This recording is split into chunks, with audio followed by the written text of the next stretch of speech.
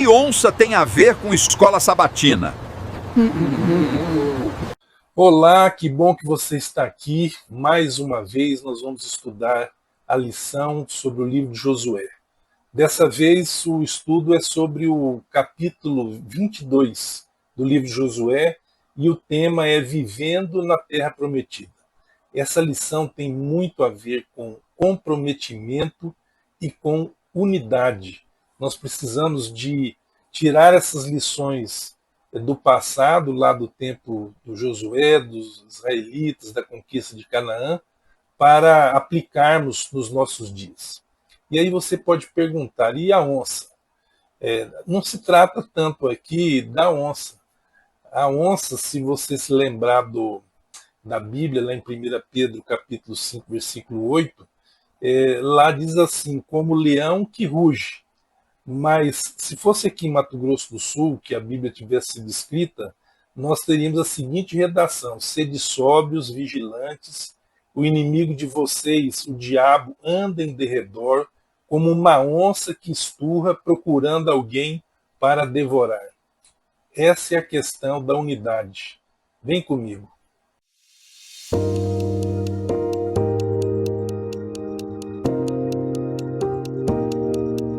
O capítulo 22 do livro de Josué, ele está tratando já dos últimos momentos daquela conquista que nós estamos aqui analisando há mais de 2 meses. A conquista de Canaã e a divisão do território entre as 12 tribos de Israel. Para a gente se situar, até para entender a lição dessa semana, Vivendo na Terra Prometida, e entender também o capítulo 22 do livro de Josué, nós olhamos aqui nesse mapa para termos uma ideia de como ficaram as tribos, como foi a divisão da terra.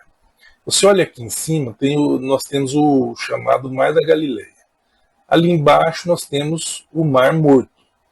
E saindo do Mar da Galileia e desembocando do Mar Morto, nós temos o Rio Jordão. O Rio Jordão, então, ele divide a área em duas partes. A área oriental, ou a área a leste do Jordão, que é também conhecida como a Transjordânia, e a área ocidental, a oeste do Rio Jordão, também conhecida como a Cisjordânia. Quando o povo chegou ali na região, primeiro eles ocuparam parte da Transjordânia, do lado leste do Rio Jordão. E nesse local ficaram assentadas 2 tribos e meia, a tribo de Rubens, a tribo de Gade e meia tribo de Manassés. Do lado da Cisjordânia, o lado oeste do Jordão, ficaram então assentadas as demais tribos. O capítulo 22, então, revela que, tendo terminado essa parte da conquista, feito a distribuição das terras, o Josué chama o povo, especialmente aquelas 2 tribos e meia, e faz um discurso que eu encontro ali no início do capítulo 22. Nós vamos ler essa passagem agora para termos uma ideia melhor do que estamos falando. Então Josué chamou os Rubenitas, os Gaditas e a meia tribo de Manassés e lhes disse: vocês fizeram tudo o que Moisés, servo do Senhor, lhes ordenou e também foram obedientes a mim em tudo o que lhes ordenei. Durante todo esse tempo, até o dia de hoje, vocês não abandonaram seus irmãos. Pelo contrário, tiveram cuidado de guardar o mandamento do Senhor seu Deus. Agora, o Senhor seu Deus já concedeu repouso aos irmãos de vocês, como lhes havia prometido. Voltem, pois, agora e vão para as suas tendas, a terra que lhes pertence, que Moisés, servo do Senhor, deu a vocês do outro lado do Jordão.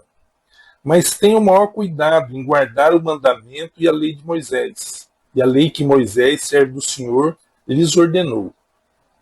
Que vocês amem o Senhor, seu Deus, andem em todos os seus caminhos, guardem os seus mandamentos, sejam fiéis a Ele e o sirvam de todo o coração e de toda a alma. Assim, Josué abençoou e os despediu, e eles foram para suas tendas. Ora, Moisés tinha dado herança em Bazã a meia tribo de Manassés. Porém, a outra metade da tribo Josué deu em herança entre os seus irmãos deste lado do Jordão para o oeste. E Josué os despediu para suas tendas, os abençoou e lhes disse: voltem para suas tendas com grandes riquezas, com muito gado, prata, ouro, bronze, ferro e muitas roupas. Repartam com seus irmãos o despojo que tomaram dos inimigos. Olha só, você se recorda que quando eles chegaram do lado da Transjordânia, o lado leste do Jordão, e eles iam entrar na terra, então essas duas tribos e meia, Rubens, Gade e metade da tribo de Manassés, já estavam assentadas. Mas o que foi dito a eles? Olha, vocês vão ter que deixar a coisa aqui, mas vamos para o outro lado do Jordão, e lá vocês vão ajudar os companheiros, os irmãos israelitas que ainda não conquistaram a sua terra. E essas duas tribos e meia, Rubens, Gade e metade de Manassés, eles acompanharam. Isso não foi uma coisa muito rápida. Foram coisas de anos, talvez 5, 6, 7 anos, em que eles estiveram ali lutando passo a passo para conquistar a terra. Agora, a campanha se encerrara. Então, Josué chama e diz a eles: olha, a missão de vocês foi cumprida, agora vocês vão voltar lá para o lado leste do Jordão, a Transjordânia, vocês vão levar muito gado, muitas riquezas, porque nós vamos fazer uma repartição justa aqui entre todos, e Josué os abençoou, e eles foram, eles partiram. O que acontece depois? Eu não vou fazer a leitura do capítulo 22, mas o que acontece depois é que quando essas duas tribos e meia foram embora, antes de atravessarem o Jordão, eles fizeram um altar muito grande, um altar mesmo que dava para ver de longe. E eles foram embora, e esse altar foi descoberto pelo restante do povo de Israel que estava habitando o lado oeste da Cisjordânia. As pessoas ficaram extremamente preocupadas. A liderança achou que a coisa estava ficando feia, que havia rebeldia das outras tribos, que eles estavam agora erigindo altares para cultuar deuses estranhos. Precisamos derrubar este altar. É uma afronta ao Senhor. Mas eles afirmam que é apenas uma testemunha. E foi então que elegeram um pequeno grupo, sob o comando de Finéias, que era sacerdote, e foram até lá, porque a ideia era destruir aquele povo todo. As tribos que estavam na Cisjordânia iriam se juntar e destruir Rubens, Gade e a meia tribo de Manassés. Então eles foram chamados ali, mas explicaram para os seus irmãos, comandados por Finéias. Eles disseram: olha, nós fizemos esse altar, esse grande altar, mas a ideia não é fazer nenhum sacrifício aí. Nós vamos continuar adorando a Deus lá no tabernáculo, em Siló, onde está Josué. De fato, isso aqui é só um monumento, porque senão vai chegar um tempo em que os filhos de vocês e os meus filhos se esqueceriam dessa grande campanha, de tudo que foi feito. Então, esse altar grande que vocês viram é apenas um altar onde nós não nos esqueceremos de tudo que foi feito. Este altar é uma testemunha. Não quebramos a fé. Vocês construíram isto contra a lei. Como podemos confiar? Irmãos, Então eles se confraternizaram e as coisas acabaram bem. É diante desse texto, dessa história, que nós vamos avaliar o que de lições importantes nós temos para nós hoje.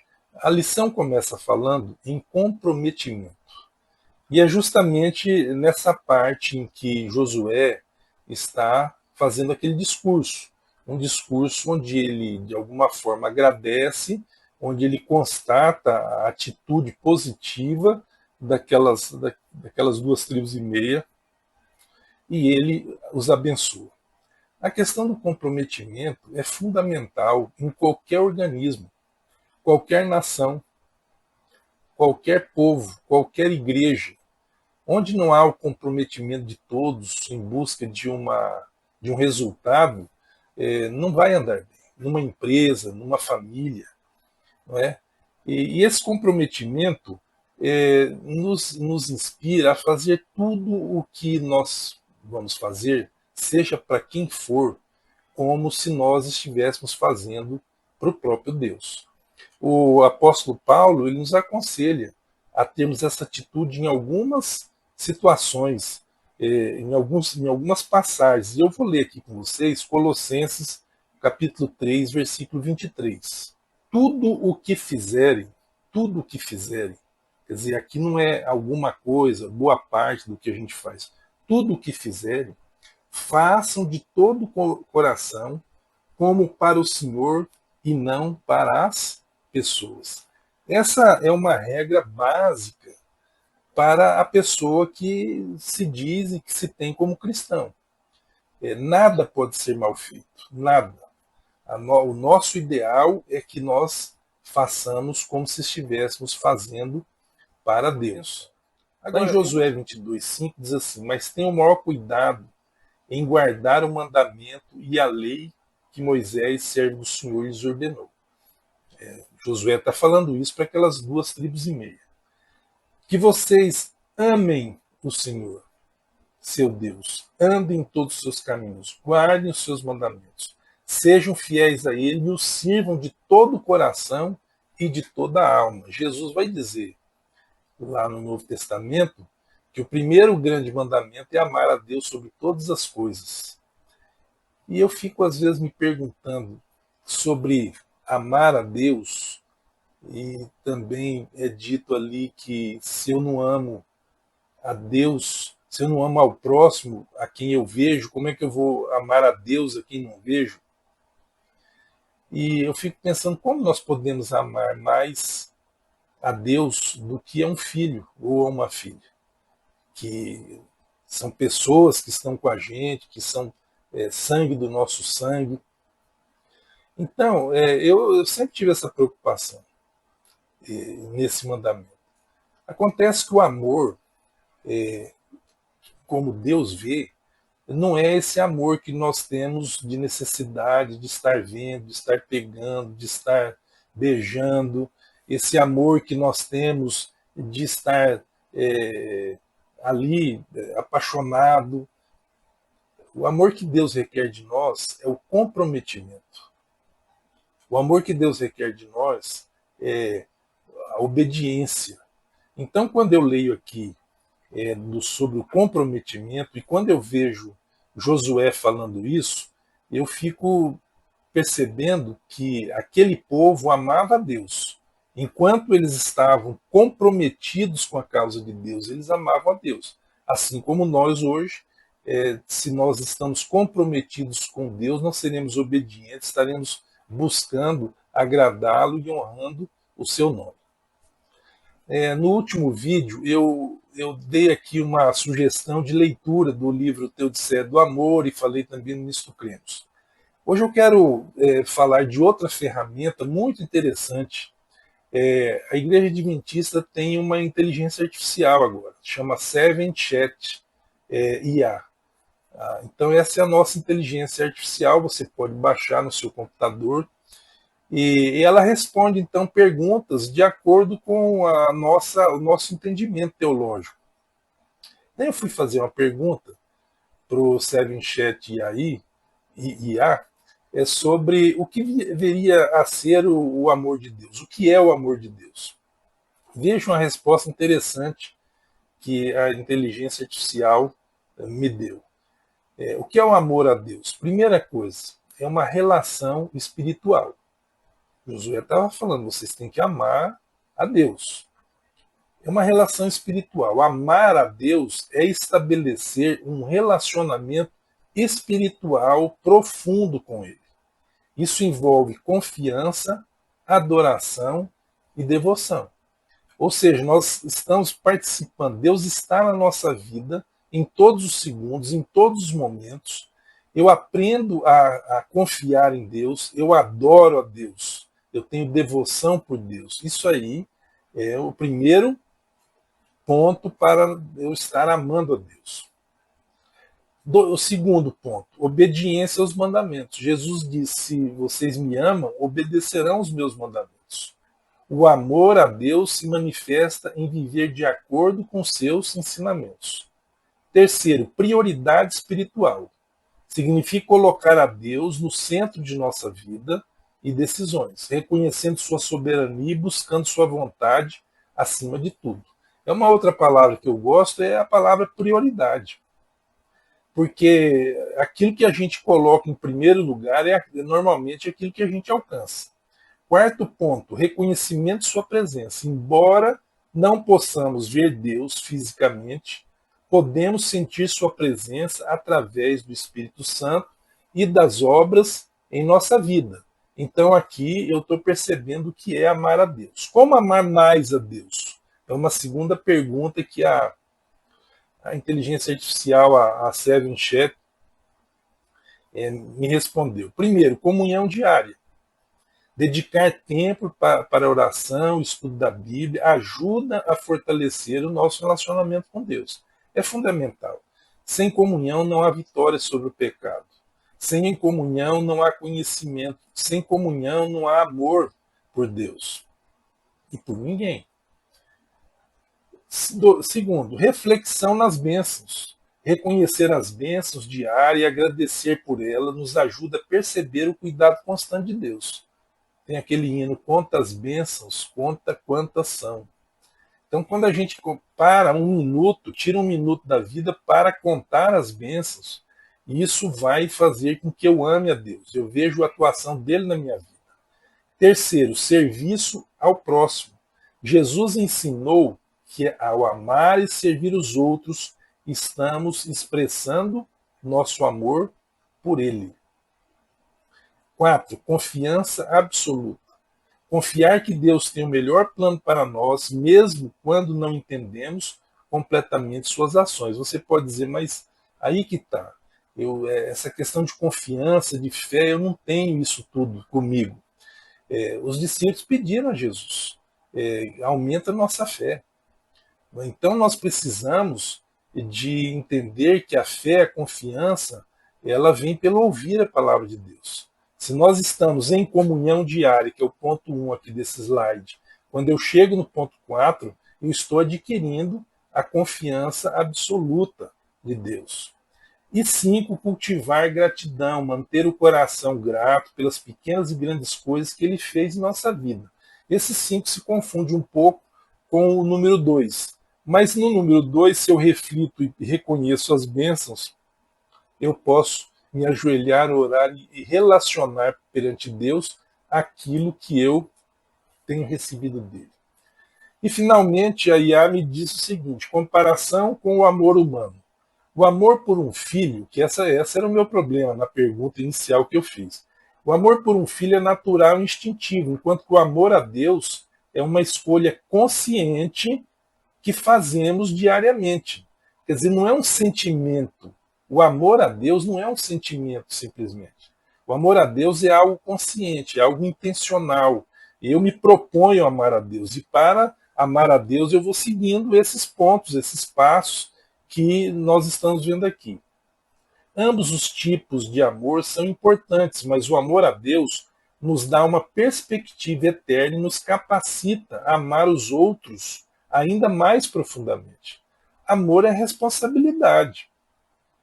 Não adianta eu fazer grandes declarações de amor, escrever cartas maravilhosas, mandar presentes. O amor se revela na ação. Então, se eu digo um monte de coisas belas para os meus filhos, mas eu não estou ali ao lado, não estou agindo, não estou resolvendo problemas, eu não, de fato não estou amando na acepção da palavra. Lembre-se de que amar a Deus não diminui o amor por sua família. Pelo contrário, eleva sua capacidade de amar aqueles ao seu redor com mais sabedoria e compaixão. Quando Josué terminou de fazer todo aquele discurso, tal, o pessoal pegou cada um sua trouxinha, encheu de dinheiro que eles haviam ganho naquela conquista e foram embora. No caminho, alguém teve a brilhante ideia de construir um monumento. Lembra logo no início do estudo que nós tivemos uma semana que nós estudamos sobre os memoriais, os monumentos, aquilo que é erguido para que haja uma lembrança?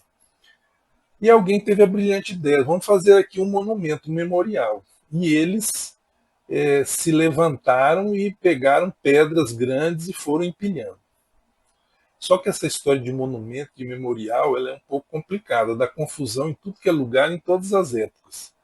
Para não ir longe, aqui no Brasil, nós tivemos alguns protestos, alguns problemas sérios aí com monumento, por exemplo, o monumento às bandeiras em São Paulo, estátuas de Antônio Raposo Tavares e Borba Gato foram bandeirantes, porque aqueles que protestavam contra os monumentos e picharam ali o monumento às bandeiras, a ideia é o seguinte: esse pessoal aí nós estamos homenageando, mas eles saíam aí para aprisionar índio, para fazer isso, fazer aquilo. Bom, esse é um raciocínio válido nos dias de hoje, mas se nós levarmos a nossa maneira de pensar e ver as coisas para aquele tempo, nós estaremos, evidentemente, cometendo aí um anacronismo, né? Mas, de qualquer forma, eu só estou contando isso para vocês entenderem que os tais monumentos também dão confusão. E não deu outra. O pessoal ficou extremamente preocupado com aquilo, porque eles acharam que eles estavam erguendo aquele altar para ter uma religião já meio separada. A gente é lá da Transjordânia, vamos fazer um altar nosso aqui, uma religião separada, vamos dividir a igreja. Essa igreja eu não gosto muito da turma de lá, então nós vamos ter a nossa igrejinha do lado de cá. E isso aí eles já tinham assim recordações traumáticas, não é? E havia também determinações. Moisés, lá em Deuteronômio capítulo 13, versículos 12 a 15, diz assim: se em alguma das cidades que o Senhor seu Deus lhes dá para morar, vocês ouvirem dizer que homens malignos saíram do meio de vocês e incitaram os moradores da cidade, dizendo: vamos servir outros deuses, deuses que vocês não conheceram, então vocês devem inquirir, investigar e perguntar com diligência. E eis que, se for verdade e certo que tal abominação foi praticada no meio de vocês, então certamente vocês deverão matar a fio de espada os moradores daquela cidade, destruindo-a completamente e tudo que nela houver, até os animais. Em Levítico capítulo 17, versículos 8 e 9, eu já leio o seguinte: diga-lhes também qualquer homem da casa de Israel ou dos estrangeiros que peregrinam entre vocês, que oferecer holocausto ou sacrifício e não trouxer à porta da tenda do encontro para oferecê-los ao Senhor, esse homem será eliminado do seu povo. E agora eles tinham uma experiência muito clara dessa idolatria, quando muitos israelitas, e na época morreram 24 mil numa praga que Deus mandou no meio deles, eles adoraram Baal Peor. Eles foram se misturando, olhando lá as moças moabitas, midianitas, e todo mundo já começou a não gostar daquelas meninas que vinham do Egito, as outras parece que eram mais bonitas, e eles se misturaram com esse povo. E essas meninas chamaram os israelitas, os moços de Israel, para participar lá das festas deles, e eles foram. E eles participaram do culto a Baal Peor. É interessante, eu fui dar uma olhada aqui, para a gente entender até melhor esse culto a Baal Peor, nós temos, no meio dos gregos e depois dos romanos, um culto muito semelhante. E se nós analisarmos, nós perceberemos que hoje nós temos também algumas situações preocupantes a esse respeito.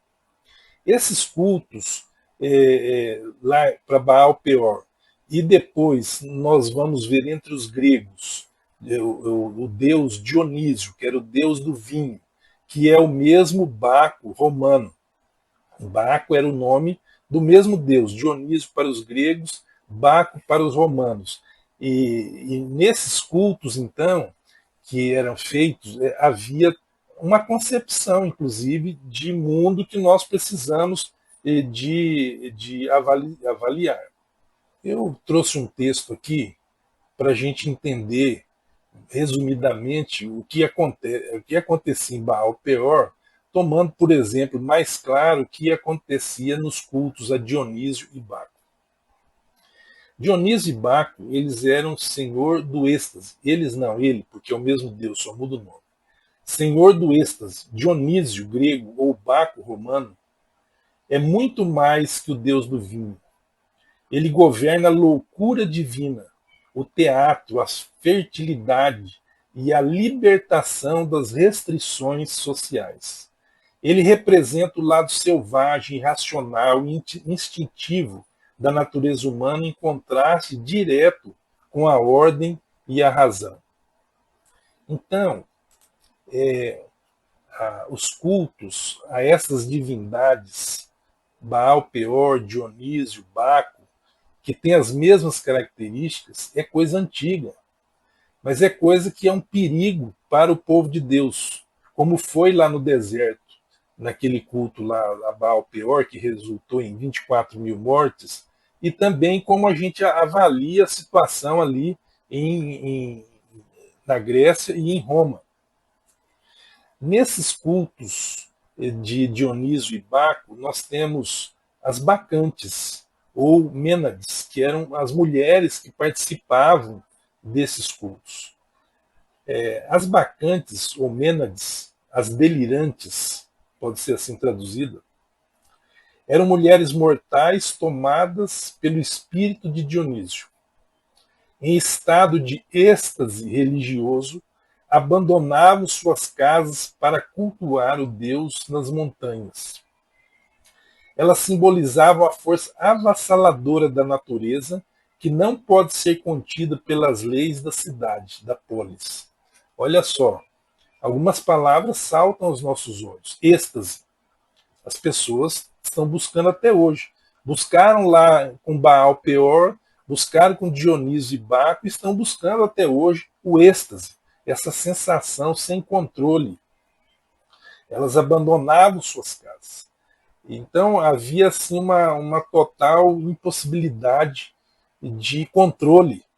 As pessoas não queriam ter controle e não querem. Rituais e símbolos, dança frenética, movimentos descontrolados ao som de flautas e tambores para atingir o transe. É tudo que a gente tem visto hoje. Quer dizer, isso nunca faltou à humanidade. O tirso, um bastão de funcho com uma pinha na ponta e envolta em era, símbolo da prosperidade e fertilidade. As bacantes usavam uma espécie de um cetro real, feito de funcho e com pinhas na ponta. Vestimentas, uso de peles de animais, geralmente de leopardo ou veado. Entusiasmo, literalmente ter Deus dentro de si. Enteos. O que é isso? É o êxtase, o transe.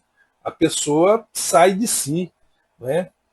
Violência. Em casos extremos, praticavam o esparaguimos, desmembramento de animais vivos.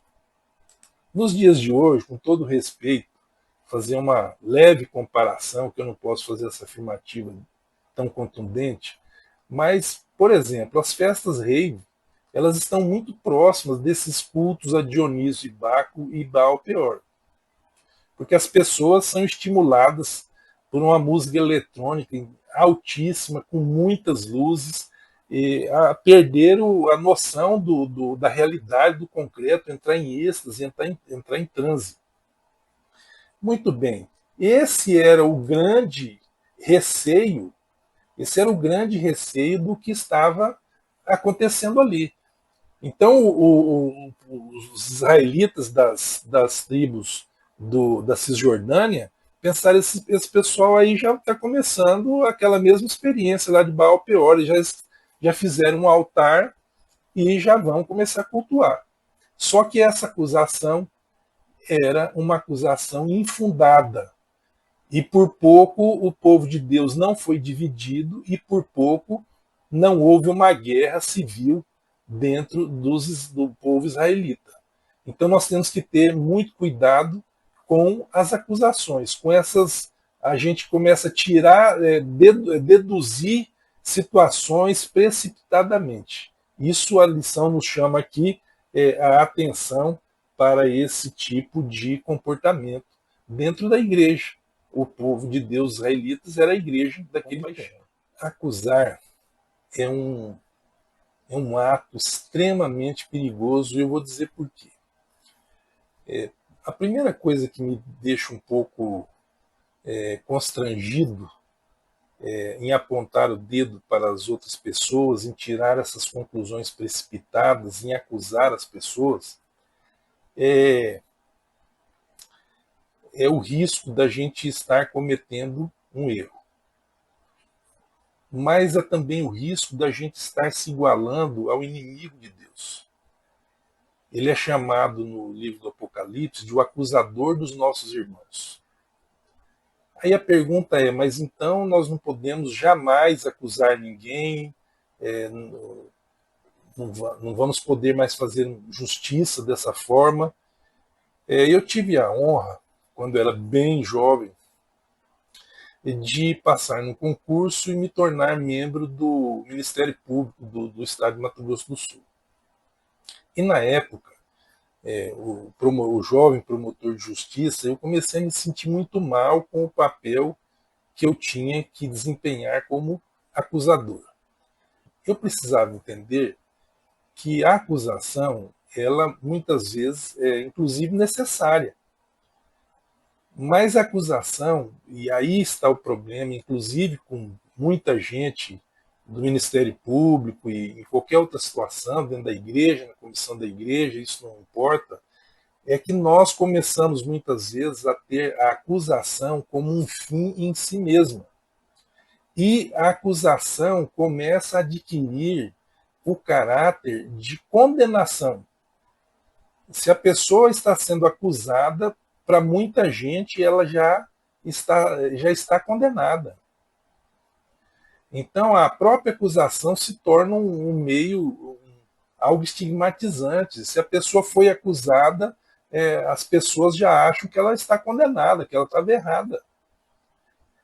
Mas a acusação, ela é só um primeiro passo, que se a gente pensasse assim, num raciocínio dialético, ela é uma tese, mas ela carece de uma oposição. Eu tenho que apresentar a chamada antítese, eu tenho que fazer uma defesa, eu tenho que procurar as provas, eu tenho que ver o que aconteceu, o que está acontecendo ali. Para que depois eu chegue na síntese, uma sentença, uma decisão final. Aí sim, ou eu condeno, ou eu absolvo. Esse tem sido um problema sério na nossa sociedade. Então, o cristão, e aqui eu vejo, é um exemplo dentro da Bíblia, da cautela que tem que se ter dentro da igreja e mesmo na sociedade, o cristão é uma pessoa que ele pode levar ao conhecimento das autoridades, ele pode levar ao conhecimento da autoridade eclesiástica, da sua igreja, ele pode fazer isso. Mas isso não quer dizer que a pessoa que está sendo acusada, ela realmente é culpada de alguma coisa. Ou se ela é culpada, a acusação não pode passar da medida justa, para que não haja posteriormente uma condenação e uma pena injusta. Olha só, a lição que nós tiramos ali. Se não houvesse cautela por parte do povo, se o sumo sacerdote Finéias não fosse à frente daquela comitiva e escolheram 10 líderes ali das tribos da Cisjordânia, se eles não fizessem essa comitiva para ir lá conversar, apurar a situação como estava, o que nós teríamos? Nós teríamos o que hoje ocorre com muitas pessoas, o linchamento moral de algumas pessoas. E naquele caso, nós teríamos uma guerra civil e um extermínio, talvez, de 2,5 tribos. Mas eles fizeram o que Deus preconiza. Eles foram lá para conversar com aquele pessoal. Agora aqui entra um outro detalhe. A pessoa que é acusada, ela tem que ter a consciência de se defender corretamente. Este altar é uma testemunha. Não quebramos a fé. Vocês construíram isto contra a lei. Como podemos confiar? Irmãos, porque muitas vezes, quando alguém fala alguma coisa injusta contra nós, a nossa reação é de tal forma desproporcional que nós acabamos perdendo a razão. Aí as pessoas dão razão para o outro que está acusando, ainda que a gente não tenha responsabilidade na acusação que está sofrendo. Qual é o remédio para isso? A lição nos mostra nessa experiência. Os Rubenitas, os Gaditas e a meia tribo de Manassés, lá da Transjordânia, eles falam, não, de forma nenhuma. Nós não tivemos nenhum motivo, nenhum interesse, nada para a gente querer fazer um altar aqui. E eles foram de tal forma gentis e fizeram uma defesa de tal forma ética, uma defesa bem pensada, tranquila, porque aquele povo, naquele momento, estava cheio de Deus, estava cheio do Espírito Santo. Eles sabiam não só ter zelo pela causa de Deus, mas também eles sabiam que ter o cuidado na hora da defesa. Então, nos é dito que o verso para memorizar nessa lição é aquele que está em Provérbios 15, versículo 1. A resposta branda desvia a fúria, o furor, mas a palavra ríspida desperta a ira. Se eles tivessem se revoltado com aquela acusação, o que ocorreria? Não é? E a gente tem que pensar que a escolha dos acusadores, quando eles levam Finéias ali para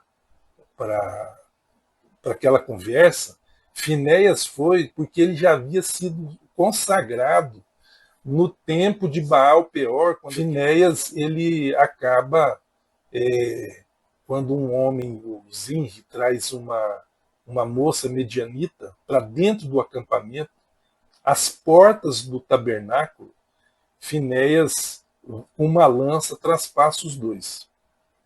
E tendo feito isso, a praga que havia sido lançada sobre eles cessou. Mas milhares morreram naquele dia. A resposta branda desvia o furor.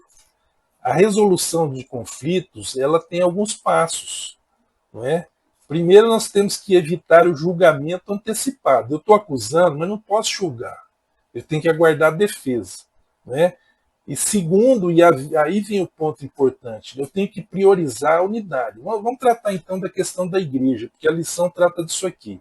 Em primeiro lugar, eu tenho que pensar o quê? Na unidade do povo. Se eles tivessem precipitadamente organizado o exército e já entrasse ali além do Jordão, na parte leste do Jordão, já entrasse de pau na mão, batendo em todo mundo, teríamos uma guerra civil, a unidade do povo de Deus estava rompida. E aqui entra a história da onça. Aqui em Mato Grosso do Sul, a gente conhece um animal, um porco do mato, chamado queixada. A queixada, ela tem esse nome porque ela bate os dentes no momento em que ela está sendo atacada ou em perigo. Esses animais, eles vivem em bando. E é um risco muito grande. Quando um bando de queixada vem para o seu lado, você tem que subir em algum pau, porque ela não ataca acima da altura dela. Mas ficar embaixo, os dentes da queixada não são fracos. Mas há um ditado aqui, e que eu gosto de contar essas coisas, porque isso fixa na mente das pessoas. O ditado é o seguinte: queixada fora do bando é comida de onça. É por isso que entrou essa onça aqui hoje na lição de escola sabatina. O que vem a ser isso? Quando eu perco a unidade, quando eu já não sei mais participar do povo, quando eu perco o coletivo, eu me lembro que no início desses vídeos eu falei muito nessa questão do coletivo, e do individualismo, né? Nós vivemos hoje numa cultura onde a gente se acha assim o independente. Eu não tenho nada a ver com o povo, não tenho nada a ver com a igreja, não tenho nada. Não, eu sou eu e eu penso desse jeito, eu tenho essa forma de agir, eu não tenho nada de satisfação nenhuma a dar para ninguém. É esse o momento em que eu perco a unidade, a igreja perde a unidade. E é nesse momento que eu tenho que lembrar desse ditado.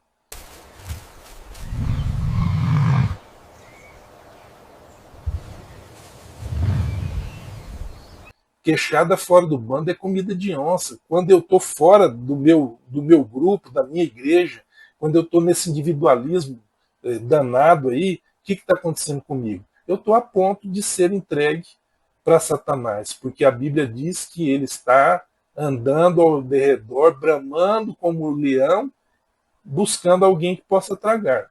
Se fosse aqui, ele estava esturrando como uma onça, buscando alguém que possa servir de alimento. Em 1 Pedro capítulo 3, 8 e 9, eu leio lá: finalmente tenham todos o mesmo modo de pensar. Olha o conselho para manter a unidade. Sejam compassivos, fraternalmente amigos, misericordiosos, humildes. Não paguem o mal com o mal, nem ofensa com ofensa. Pelo contrário, respondam com palavras de bênção, pois para isto mesmo vocês foram chamados, a fim de receberem bênção por herança. Então, essa atitude da gentileza, da compassividade, da misericórdia, da humildade, de dar uma resposta branda, isso mantém a unidade. Isso não é uma coisa natural para o ser humano. Nós temos que lutar para ser pessoas assim, equilibradas. Pois bem, como é que essa história termina? Depois que a gente pegou algumas lições, como buscar o diálogo nessas situações perigosas dentro da igreja, dentro do povo, em qualquer lugar, dentro da família, depois de não se tirar conclusões precipitadas, depois de conversarmos sobre os problemas reais ou aparentes, antes de agir de acordo com as nossas conclusões, depois que nós estejamos dispostos a fazer um sacrifício para alcançar a unidade, depois que, quando acusados, nós demos uma resposta gentil que afaste a ira, o que pode acontecer? Alegre-se, louve a Deus quando a paz for restabelecida. Essa história termina de uma maneira muito alegre. Este altar é um testemunho de que o Senhor é o nosso Deus. Amém. Glória a Deus. Eles aproveitaram aquele momento para bendizer a Deus. Eles agiram dessa forma, uns e outros. Os primeiros pelo zelo pela causa de Deus, preocupação de que a coisa desandasse dentro da igreja, a coisa desandasse dentro do povo de Israel.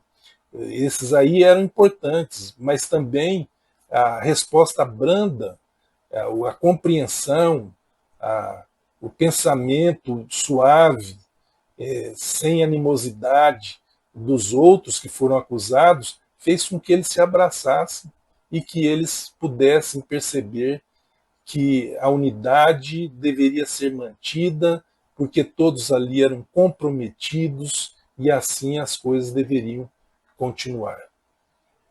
Que essas lições sirvam para a nossa vida prática, que a gente diante de situações como essa, onde o autor da lição nos conduziu para entendermos o contexto ali, mas que isso possa vir para a nossa vida hoje. A Igreja de Cristo é uma só. Nem todo que me diz Senhor, Senhor entrará no reino dos céus. Esses aí nunca participaram da igreja. A igreja não é a instituição. Eu vou dizer uma coisa para vocês. Deus não tem placa de igreja. A igreja não é uma instituição. A verdadeira igreja é aquela igreja invisível. Agostinho já tinha falado nisso. João Calvino também falou nisso. Ellen White também falou nisso. A igreja de Deus é a igreja invisível. Porque Deus sonda os corações. Então, que nós possamos ter o desejo de participar do povo, da igreja visível e invisível de Deus. Porque não adianta eu estar na igreja visível se eu não estou participando da igreja invisível. Só Deus sabe quem está na igreja invisível. Que Deus abençoe nessa semana para que a gente tenha esse espírito de comprometimento, de unidade e pertencimento à igreja de Deus. Um abraço e até o próximo.